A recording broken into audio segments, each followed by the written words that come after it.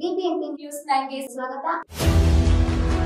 ಬೆಂಗಳೂರು ಜಿಲ್ಲೆಯ ಹೊಸ ಭರವಸೆಯಾಗಿ BBMP news 9 Karnataka ರಾಜ್ಯ ವ್ಯಾಪ್ತಿಯಲ್ಲಿ ನಡೆಯುವ ಎಲ್ಲ ವಿಚಾರಗಳನ್ನ ನಿಮಗೆ ತಿಳಿಸೋ ಕೆಲಸ ಇಂದಿನಿಂದ ನಮ್ಮದಾಗಿರುತ್ತೆ.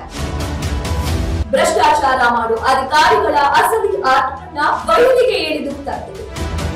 ಭ್ರಷ್ಟಾಚಾರ ರಹಿತ ಆಡಳಿತ, ಭ್ರಷ್ಟಾಚಾರ ಮುಕ್ತ ಸೇವೆ ಬೆಂಗಳೂರು ಜನತೆಗೆ ಸಿಗುತ್ತದೆ ಮಾಡಿದೆ.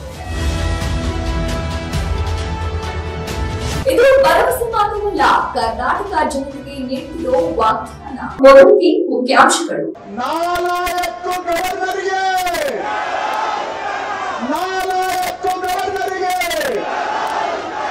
ಬಿಜೆಪಿ ಏಜೆಂಟ್ ಗವರ್ನರ್ ಆಗಿ ಮುಂದುವರಿಯೋದಕ್ಕೆ 4 ಸಂವಿಧಾನಕ್ಕೆ ಅಪಚಾರ ಮಾಡಿ ಕನ್ನಡಿಗರನ್ನು ಆಯ್ಕೆ ಆಗಿರೋ ಸರ್ಕಾರವನ್ನ ಕಿತ್ತಾಕೋದಕ್ಕೆ ಇಲ್ಲಿ ಬಂದು ಬಿಜೆಪಿ ಏಜೆಂಟ್ ಆಗಿ ಕೆಲಸ ಮಾಡ್ತಾ ಇರೋ ಈ ಗವರ್ನರ್ ಬಿಜೆಪಿ ಏಜೆಂಟ್ ಬಿಟ್ರೆ ಅವರು ಗವರ್ನರ್ ಅಲ್ಲ. ಗವರ್ನರ್ ಆಗಿ ಮುಂದುವರಿಯೋದಕ್ಕೆ 4 ಈ ಗವರ್ನರ್. ಇವತ್ತು ಬಿಜೆಪಿ ಅವರ ಹುನ್ನಾರ, ಪಿತೂರಿ, ಷಡ್ಯಂತ್ರ ಕನ್ನಡಿಗರ ಸರ್ಕಾರವನ್ನ ಬೀಳಿಸಿ ಬಿಜೆಪಿ ಡೆಲ್ಲಿಯ ಎಪ್ಪೆಟ್ಟು ಸರ್ಕಾರವನ್ನ ತರಬೇಕು, ಕನ್ನಡಿಗರ ಸರ್ಕಾರವನ್ನ ಬುಡಮೇಲು ಮಾಡಬೇಕು ಅಂತೇಳಿ ಬಿಜೆಪಿಯವರು ಈ ಗವರ್ನರ್ ಅನ್ನ ಉಪಯೋಗಿಸಿಕೊಂಡು ನಮ್ಮ ಸರ್ಕಾರವನ್ನ ಬುಡಮೇಲು ಹೊರಟಿದ್ದಾರೆ. ಇವತ್ತು ಪ್ರಜಾವಾಣಿ ಪೇಪರ್ ಅಲ್ಲಿ ಬರೆದಿದ್ದಾರೆ, ಹೋದ ಬಾರಿ ಆಪರೇಷನ್ ಲೋಟಸ್ ಮಾಡಿ ದುಡ್ಡು ಖರ್ಚು ಮಾಡಿ ಶಾಸಕರನ್ನ ಖರೀದಿ ಮಾಡಿ ಜನಗಳ ಸರ್ಕಾರವನ್ನ ಬೀಳಿಸಿ ಬಿಜೆಪಿ ಅಧಿಕಾರ ಕಿತ್ಕೊಂಡಿತ್ತು. ಈ ಬಾರಿ ದುಡ್ಡಿಲ್ಲದೆ ಚೀಪ್ ಆಗಿ ಅಧಿಕಾರ ಕಿತ್ಕೊಳ್ಳೋದಕ್ಕೆ ಈ ಗವರ್ನರ್ನ ಉಪಯೋಗಿಸಿಕೊಂಡು ಈ ಕೆಲಸವನ್ನ ಮಾಡ್ತಾ ಇದ್ದಾರೆ.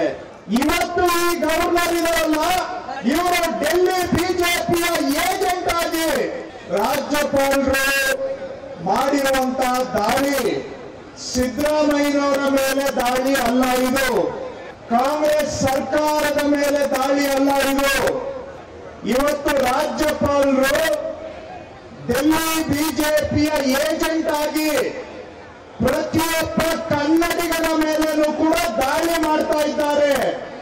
ಒಂದು ಕಾಲದಲ್ಲಿ ಬ್ರಿಟಿಷರು ಅವರ ಏಜೆಂಟ್ಗಳ ಮುಖಾಂತರ ಭಾರತೀಯರ ಮೇಲೆ ದೌರ್ಜನ್ಯ ಮಾಡ್ತಾ ಇದ್ರು ಬ್ರಿಟಿಷರು. ಅದರ ವಿರುದ್ಧ ಭಾರತೀಯರು ಮಹಾತ್ಮ ಗಾಂಧಿ ನೇತೃತ್ವದಲ್ಲಿ ಹೋರಾಟ ಮಾಡಿ ಬ್ರಿಟಿಷರನ್ನ ಭಾರತದಿಂದ ಹೊರಗಡೆಗೆ ಓಡಿಸಿದ್ರು.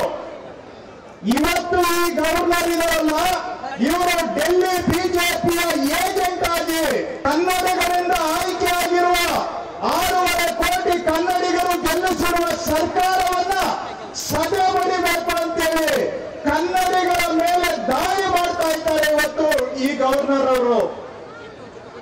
ಯಾಕಂದ್ರೆ ನಾವು ಕನ್ನಡಿಗರು ಡೆಲ್ಲಿಗೆ ಎಬ್ಬೆಟ್ಟಾಗಿ ಅವರು ಕೂತ್ಕೊಂಡ್ರೆ ಕೂತ್ಕೋಬೇಕು, ನಿಂತ್ಕೊಂಡ್ರೆ ನಿಂತ್ಕೋಬೇಕು, ಅವರು ಹೇಳ್ದಂಗೆ ಅವರಿಗೆ ಗುಲಾಮರಾಗಿ ಕೆಲಸ ಮಾಡಬೇಕು ನಮ್ಮ ಕರ್ನಾಟಕದ ಸರ್ಕಾರ.